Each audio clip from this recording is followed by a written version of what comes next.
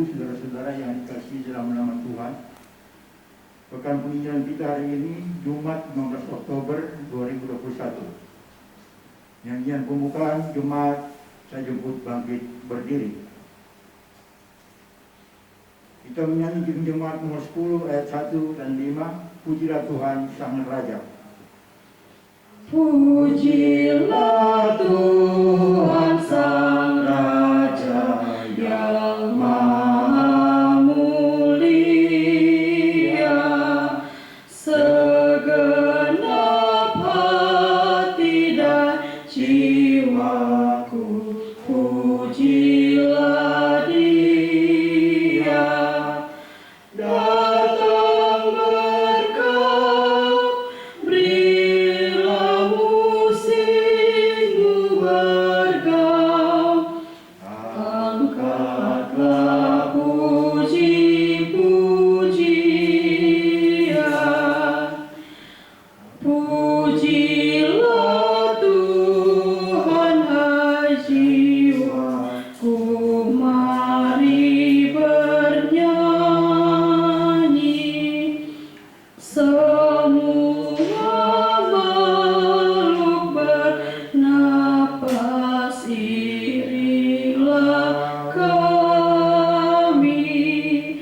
Puji terus nama yang Maha Kudus. Padukan suaramu, amin. Tahdisan dan salam. Dalam nama Bapa dan Anak dan Roh Kudus. Amin. Kasih karunia dari Yesus Kristus menyertai saudara-saudara sekalian. Kita menyanyi Jumat 13 ayat yang 4. Allah kami yang esa. Allah kami yang esa, Bapa, Putra, dan Roh Kudus. Allah kami yang esa, Bapa, Putra, dan Roh Kudus. Kami datang menyembah-Mu, masyurkanlah kuasa-Mu, puji syukur kepadamu. Imam, silakan duduk kembali. Nas pembimbing kita pada saat ini kita ambil dari Efesus 1 ayat yang ke-13. Di dalam Dia kamu juga, karena kamu telah mendengar firman kebenaran, yaitu Injil keselamatanmu. Di dalam Dia kamu juga, ketika kamu percaya, dimeteraikan dengan Roh Kudus yang dijanjikannya itu. Kita memuji Tuhan dalam Jumat nomor 425 ayat 1 dan 3. Berkumandang suara dari seberang.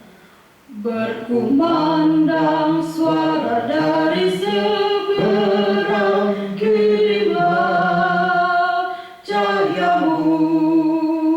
Banyak jiwa dalam dosa menggeram, kirimlah cahayamu. Kirimlah berita Injil menyengat yang terlelah. Kirimlah berita Injil menyengat yang terlelah. Kita masih dalam pelayanan firman. Sebelum kita merenungkan firman Tuhan, saya ajak kita satu dalam doa. Kita berdoa. Tuhan Yesus, Allah Bapa kami di surga, Allah yang kami sembah dalam nama Yesus Kristus, Tuhan dan Juru Selamat kami yang hidup. Kami bersyukur hari ini ya Tuhan, kami datang mengucap syukur kepadamu pada saat ini, di sore hari yang indah ini. Kami persekutuan kelompok pelayanan 3 Jemaat GKSD Immanuel Palu datang beribadah kepadamu dalam rangka pekan penginjilan.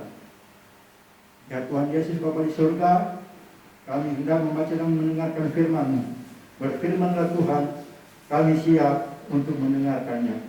Terpujilah Tuhan. Amin. Kita akan membaca Alkitab kita pada saat ini.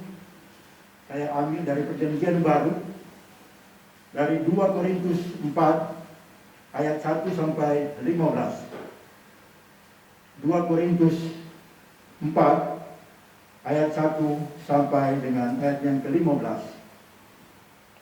Di bawah judul Harta Rohani dalam Bejana Tanah. Oleh kemurahan Allah, kami telah menerima pelayanan ini, karena itu kami tidak tawar hati. Tetapi kami menolak segala perbuatan tersembunyi yang memalukan. Kami tidak berlaku politik dan tidak menolak firman Allah. Sebaliknya kami menyatakan kebenaran, dan dengan demikian kami menyerahkan diri untuk dipertimbangkan oleh semua orang di hadapan Allah. Jika Injil yang kami beritakan masih tertutup juga, maka ia tertutup untuk mereka yang akan binasa, yaitu orang-orang yang telah percaya dan pikirannya telah dibutakan oleh ilahi firman ini, sehingga mereka tidak melihat cahaya Injil tentang kemuliaan Kristus yang adalah gambaran Allah. Sebab bukan diri kami yang kami beritakan, tetapi Yesus Kristus sebagai Tuhan dan diri kami sebagai hamba-Mu karena kehendak Yesus. Sebab Allah yang telah berfirman, dari dalam gelap akan terbit terang, Ia juga membuat terangnya bercahaya di dalam hati kita, supaya kita peroleh terang dari pengetahuan tentang kemuliaan Allah yang nampak pada wajah Kristus. Tetapi harta ini kami punyai di dalam bejana tanah liat, supaya nyata bahwa kekuatan yang melimpah-limpah itu berasal dari Allah, bukan dari diri kami. Dalam segala hal kami ditindas, namun tidak terjepit. Kami habis akal, namun tidak putus asa. Kami dianiaya, namun tidak ditinggalkan sendirian. Kami dihempaskan, namun tidak binasa. Kami senantiasa membawa kematian Yesus di dalam tubuh kami, supaya kehidupan Yesus juga menjadi nyata di dalam tubuh kami. Sebab kami yang masih hidup ini terus-menerus diserahkan kepada maut karena Yesus, supaya juga hidup Yesus menjadi nyata di dalam tubuh kami yang fana ini. Maka demikianlah maut giat di dalam diri kami, dan hidup giat di dalam kamu. Namun karena kami memiliki roh iman yang sama, seperti ada tertulis, aku percaya, sebab itu aku berkata-kata, maka kami juga percaya, dan sebab itu kami juga berkata-kata.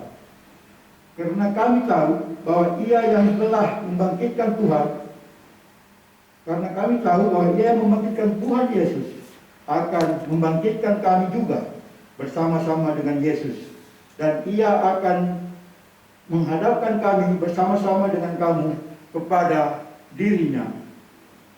Sebab semuanya itu terjadi oleh karena kamu, supaya kasih karunia yang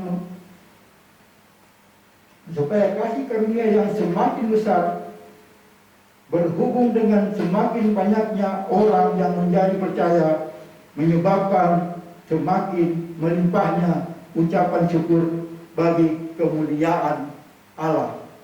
Terpujilah Tuhan. Berbahagialah orang yang mendengarkan firman Tuhan dan memelihara dalam kehidupannya setiap hari.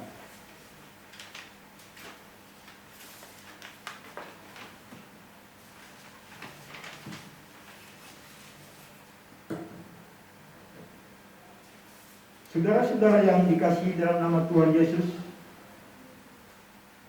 surat Rasul Paulus yang kedua selain bersifat pribadi, juga ditulis pada masa sulit dalam hubungan antara Rasul Paulus dengan jemaatnya di Korintus.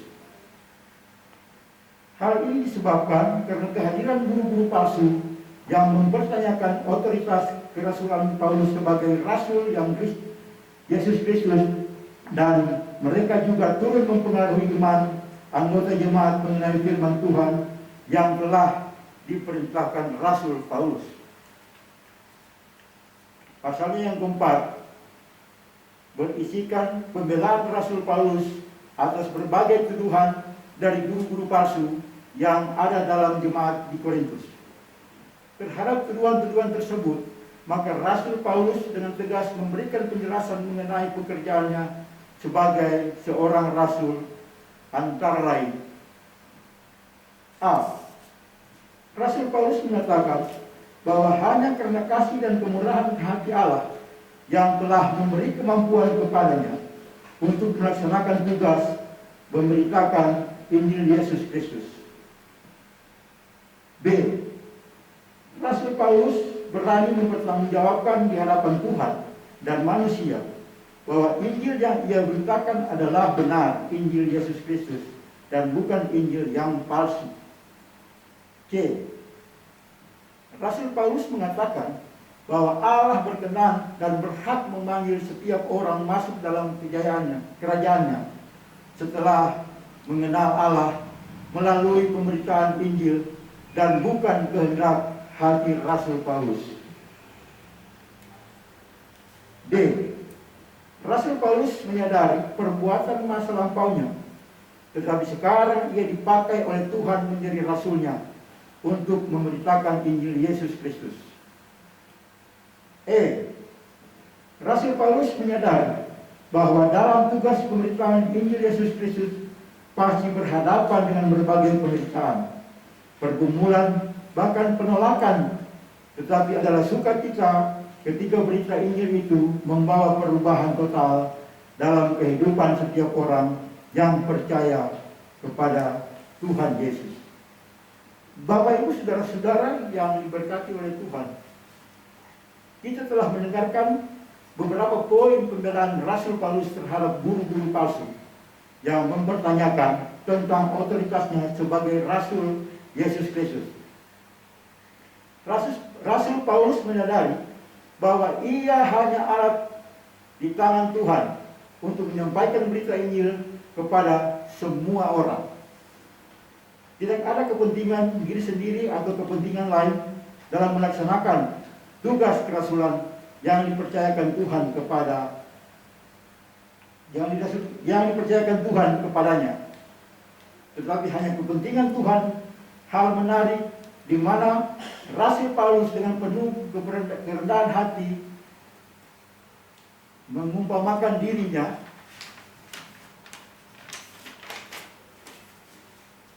sebagai bejana tanah liat. Artinya dalam segala kelemahannya, kekurangannya, kerapuhannya sebagai manusia, Tuhan berkenan memakainya menjadi pemberita Injil Yesus Kristus. Memang tidak dapat disangkali bahwa tugas pemberitaan Injil seringkali berhadapan dengan berbagai penolakan-penolakan dari pihak yang diinjili. Di bawah ini beberapa reaksi atau sikap ketika berita Injil berjumpa dengan suatu sistem kepercayaan agama suku pada kelompok masyarakat komunitas yang dilayani. Yang pertama, reaksi awal dari perjumpaan antara berita Injil dengan kepercayaan dalam agama suku atau komunitas adalah mereka mencoba membandingkan isi berita Injil untuk mencari titik temu dengan kepercayaan mereka sebagai langkah mengamankan posisi kepercayaan mereka. Yang kedua, ketika mereka menemukan titik temu, maka langkah selanjutnya keadaan penasaran, memberanikan diri untuk bertanya kepada si pembawa berita Injil. Dan pertanyaan yang sering diajukan, siapakah Yesus itu? Yang ketiga, reaksi ketiga adalah menentukan sikap apakah percaya pada berita Injil atau tetap bertahan pada kepercayaan mereka. Yang keempat, di daerah pekabaran Injil adalah hal biasa seseorang dari komunitas itu rajin datang beribadah di gedung gereja sekalipun belum dibaptis. Reaksi yang kelima, seiring perjalanannya, akhirnya mereka menetapkan sikap, yaitu memberi diri untuk dibaptis. Artinya, menerima dan mengakui Yesus Kristus sebagai Tuhan dan Juru Selamat sampai akhir hidupnya.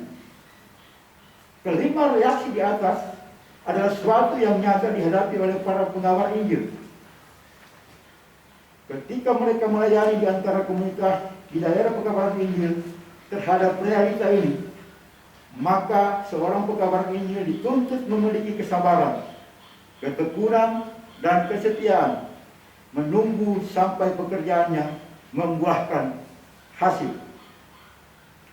Dan adalah suatu yang sangat keliru apabila seorang pekabaran Injil memaksakan kehendak hatinya untuk segera mendapatkan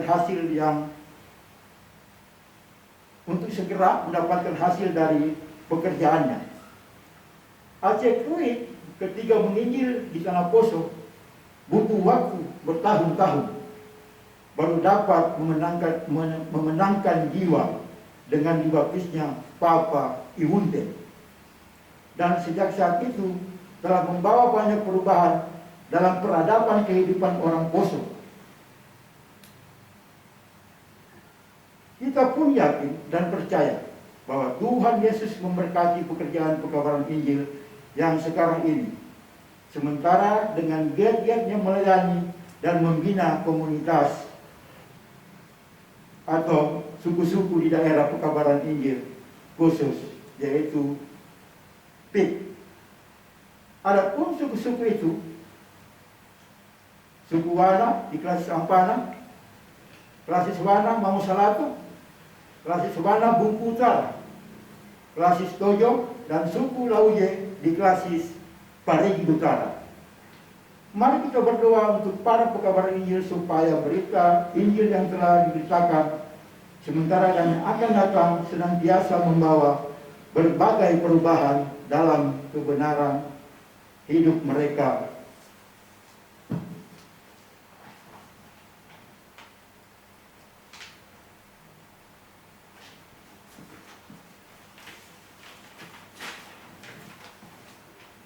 Sekalipun banyak menghadapi dan mengalami tantangan, pencobaan dan pergumulan dalam pemerintahan Injil di daerah PI, seorang pekabaran Injil harus memiliki keyakinan bahwa pekerjaannya diberkati oleh Tuhan.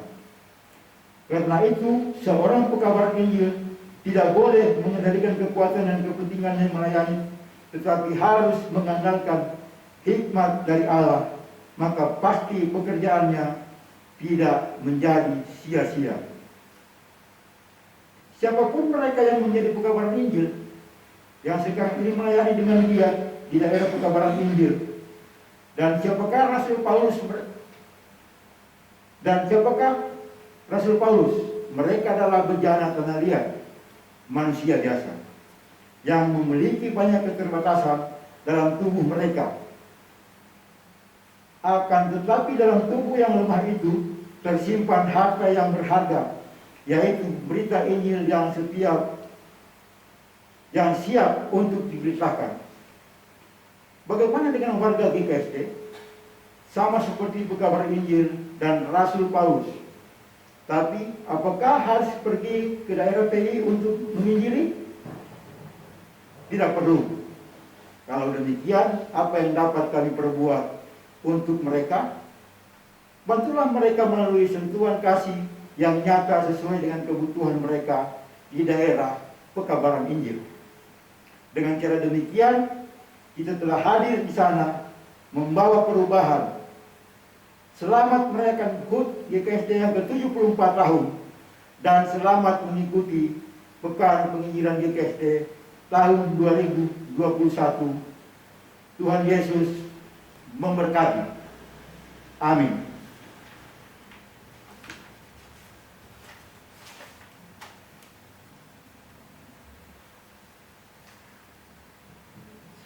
Setelah kita dilayani oleh firman Tuhan, baiklah kita akan memberikan persembahan syukur dengan apa kata Mazmur 119 ayat 108. Kiranya persembahan sukarela yang berupa puji-pujian berkenan kepadamu ya Tuhan, dan ajarkanlah hukum-hukum-Mu kepadaku. Marilah kita memberikan persembahan syukur sebagai tanda ungkapan terima kasih kepada Tuhan atas berbagai berkat yang sudah kita terima dan nikmati. Dengar dan renungkanlah firman Tuhan. Mari kita memuji Tuhan dari Kidung Jemaat 393 ayat 1 sampai 3. Tuhan betapa banyaknya. Tuhan betapa banyaknya berkat yang Kau beri, teristimewa rahmat-Mu dan hidup abadi. Terima kasih ya Tuhanku atas keselamatanku. Padaku telah Kau beri hidup bahagia abadi. Sanak saudara dan teman Kau beri kepadaku. Berkat terindah ialah ku jadi milik-Mu. Terima kasih ya Tuhanku atas keselamatanku. Padaku telah Kau beri hidup bahagia abadi.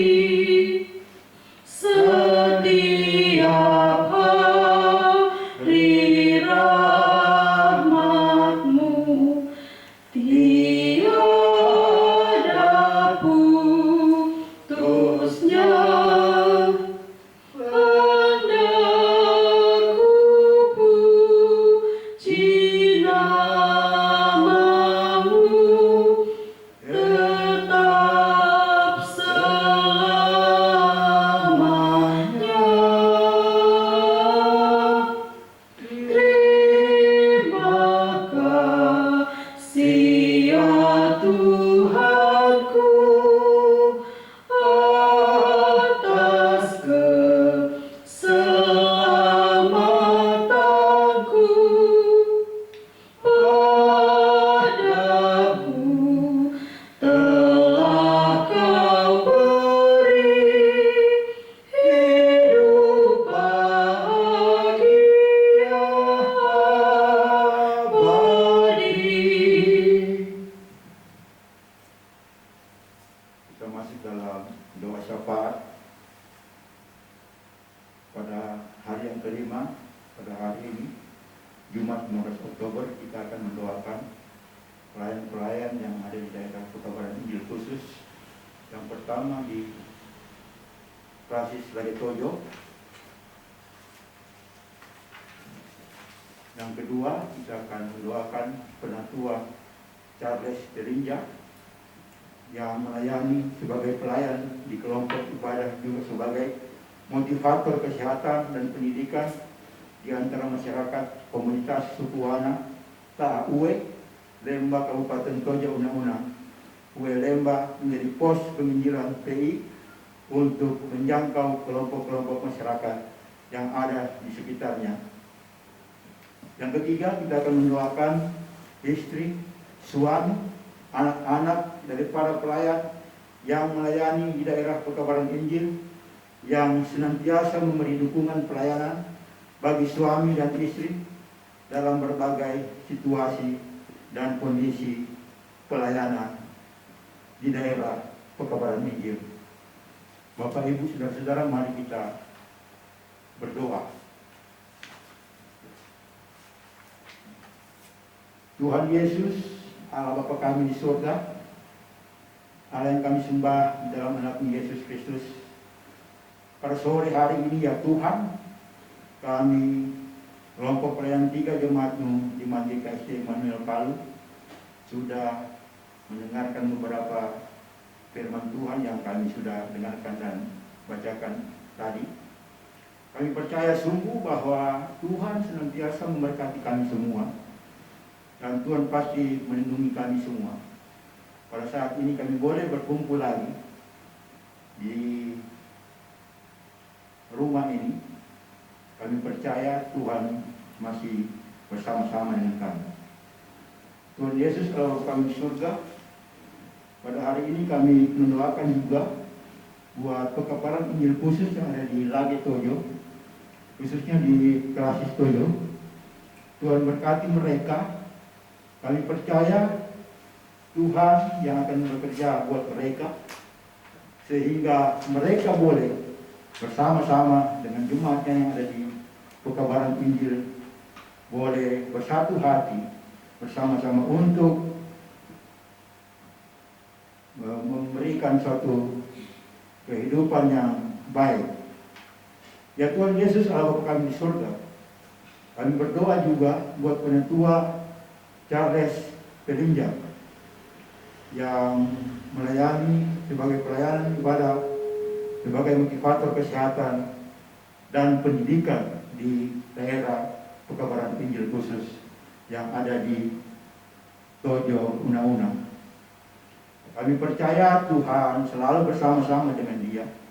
Beri hikmat ya Tuhan, beri kekuatan kesehatan dalam pelayanannya di daerah penginjilan. Tuhan Yesus, Bapa kami di surga, kami juga mendoakan buat istri, suami, dan anak-anak dari para pelayan yang melayani di daerah Pekabaran Injil. Tuhan beri kehidupan yang lebih baik buat istri dan suami yang boleh menginjil di daerah-daerah khusus di daerah Tojo Una-Una.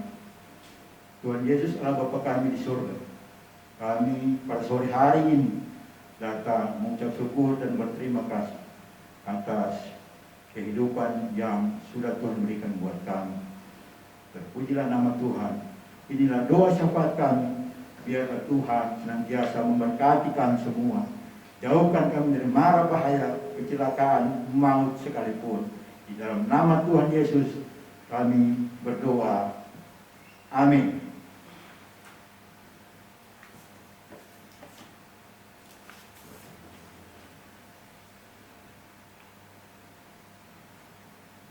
Pemutusan dan berkat, saya ajak jemaat untuk bangkit berdiri.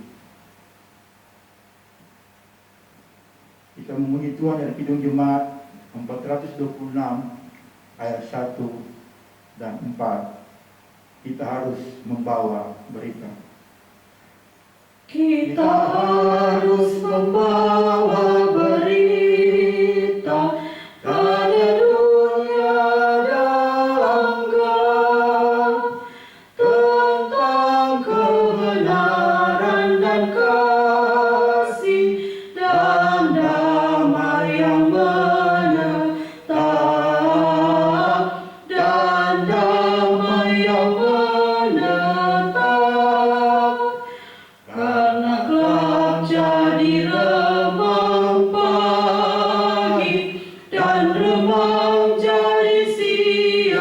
terang. Kuasa Kristus nyatalah, ramani dan cemerlang. Kita harus bersaksi di dunia tentang kuasa Darah Kudus, supaya yang bersih saksi terima sang penebus, terima sang penebus. Karena gelap jadi remang pagi, dan remang jadi siang terang. Kuasa Kristus nyatalah, ramani dan cemerlang. Kita menerima berkat Tuhan. Saudara-saudaraku, jadikanlah dirimu sebagai Injil yang hidup bagi kemuliaan nama Tuhan dan juga orang yang ada di sekitarmu, dan terimalah berkatnya. Kasih karunia dari Allah Bapa kita dan dari Tuhan Yesus Kristus dan persekutuan Roh Kudus menyertai kita sekalian. Amin. Amin. Amin.